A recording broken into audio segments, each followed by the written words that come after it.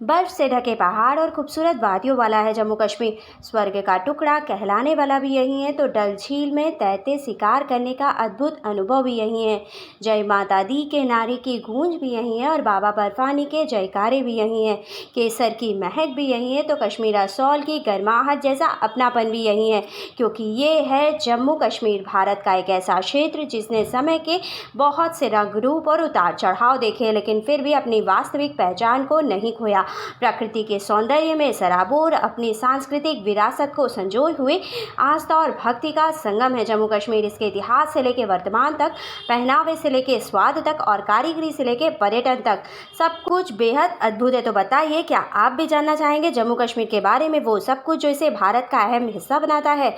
Hello everyone, मैं आकृति इकबाल आज आपके सामने एक नया वीडियो लेकर उपस्थित हूं। अपने आज के वीडियो में हम जानेंगे कि आखिर कितना प्राचीन इतिहास है जम्मू कश्मीर का।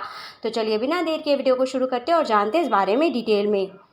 भारत के 28 राज्य और 8 केंद्र शासित प्रदेशों में से एक केंद्र शासित प्रदेश है जम्मू कश्मीर, जिसे ये नई पहचान साल 2019 में मिली थी, जब भारत के इस विशेष राज्य को केंद्र शासित प्रदेश का दर्जा दिया गया था। अब यूँ तो जम्मू कश्मीर का कुल क्षेत्रफल 1,25,535 वर्ग किलोमीटर है, जो कि इसे भारत का सबसे बड़ा केंद्र शासित प्रदेश बनाता है, लेकिन इस कुल क्षेत्रफल में भी पाकिस्तान अधिकृत कश्मीर यानी कि पीओके शामिल होता है। जम्मू कश्मीर की सीमा पश्चिम में पाकिस्तान से मिलती है, उत्तर और पूर्व में लद्दाख से और दक्षिण में पंजाब और हिमाचल प्रदेश से।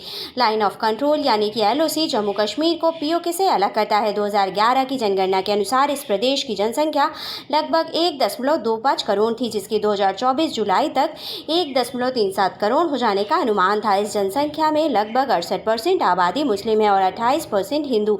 इसके अलावा सिख, बौद्ध और ईसाई धर्म के लोग भी यहाँ पर रहा करते हैं। इसी जनगणना के अनुसार जम्मू कश्मीर की साक्षरता दर लगभग 67% है। जम्मू क्षेत्र में मुख्य रूप से डोगरी भाषा बोली जाती है और कश्मीर में कश्मीरी भाषा। इसके अलावा उर्दू, पंजाबी, पहाड़ी और हिंदी भाषा भी यहाँ बोली जाती है। इस केंद्र शासित प्रदेश में कुल 20 जिले हैं, जो 2 डिवीजन्स में बटे हुए हैं, जम्मू और कश्मीर। जम्मू डिवीजन में जम्मू कश्मीर का दक्षिणी भाग आता है और मुख्य रूप से पहाड़ी और मैदानी क्षेत्र का मिश्रण है। इस डिवीजन में 10 जिले आते हैं और कश्मीर डिवीज़न में जम्मू कश्मीर का उत्तरी भाग आता है और इसमें घाटी और पहाड़ी क्षेत्र शामिल होते हैं। इस डिवीज़न में श्रीनगर, अनंतनाग, पुलवामा और बारामूला जैसे 10 जिले आते हैं। जम्मू कश्मीर की एक अनोखी बात यह है कि ये यूनियन टेरिटरी की 2 राजधानियां हैं। गर्मियों में यानी कि मई से अक्टूबर तक श्रीनगर और सर्दियों में यानी नवंबर से अप्रैल तक जम्मू। ऐसा होने का मेन रीज़न मौसम ही रहता है। गर्मियों में श्रीनगर में सुहावना मौसम रहता है और सर्दियों में जम्मू का तापमान श्रीनगर की तुलना में ज़्यादा अनुकूल होता है। जम्मू को अपना ये नाम जम्बू लोचन के नाम पर मिला, जो 9वीं शताब्दी में शासन करने वाले राजा हुआ करते थे। ऐसा कहा जाता है कि जब एक बार राजा जम्बू शिकार पर गए तो उन्होंने एक हिरन और बाघ को साथ में एक ही तालाब पर पानी पीते देखा और यह देखकर समझ गए कि ये इतनी पवित्र जगह है कि यहाँ कोई भी जीव दूसरे जीव से शत्रुता नहीं रख सकता। इसलिए उन्होंने इस जगह पर अपनी राजधानी जम्बूपुरा बनाई, जिसे बाद में जम्मू नाम से जाने लगा। वहीं कश्मीर शब्द संस्कृत भाषा से लिया गया है और वैदिक ऋषि कश्यप के नाम से निकला है, जिनके बारे में माना जाता है कि वो भगवान ब्रह्मा के मन से उत्पन्न हुए थे और उन्होंने इस भूमि पर लोगों को बसाया। जम्मू कश्मीर के ये नाम भारत के इस क्षेत्र की प्राचीनता और सांस्कृतिक विरासत को दर्शाते हैं। इसका इतिहास भी कम समृद्ध नहीं है, जो बहुत सी संस्कृतियों, धर्म, साम्राज्य और राजनीतिक घटनाओं से प्रभावित होने की वजह से थोड़ा सा जटिल है।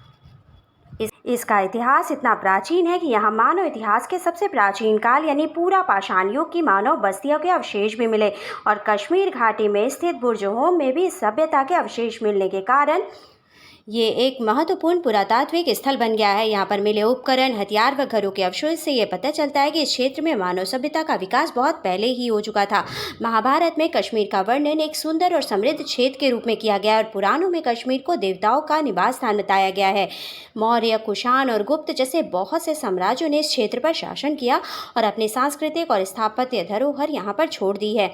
मौर्य काल में कश्मीर बौद्ध धर्म का प्रचार केंद्र रहा, तो कुषाण काल में सम्राट कनिष्क ने कश्मीर में बौद्ध धर्म को बढ़ावा दिया। उस समय कश्मीर में बौद्ध धर्म का बहुत प्रचार हुआ और कई बौद्ध स्तूप और मठ भी बनाए गए। गुप्त साम्राज्य के शासनकाल में कश्मीर में हिंदू धर्म का प्रभाव बढ़ा और कश्मीर पर जब मुस्लिम और मुगल शासन का प्रभाव हुआ तो यहाँ हिंदू और बौद्ध के अतिरिक्त इस्लामिक प्रथाएं भी विकसित हुई, जो यहाँ के ऐतिहासिक स्थल पर आज भी देखी जा सकती हैं। 20वीं सदी में डोगरा राजवंश ने जम्मू कश्मीर और लद्दाख क्षेत्रों पर शासन किया था।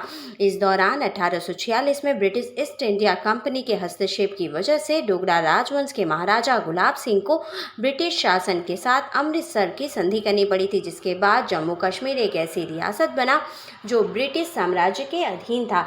ये एक ऐसा स्वतंत्र राज्य बना जिसे अपनी सरकार चलाने की अनुमति तो दी गई थी, लेकिन उसे ब्रिटिश साम्राज्य के प्रति वफादार भी रहना था और ब्रिटिश नीतियों का पालन भी करना था। इसके बाद जब 1947 में भारत का विभाजन हुआ तब जम्मू और कश्मीर की भौगोलिक स्थिति भारत और पाकिस्तान दोनों ही देशों के बीच थी।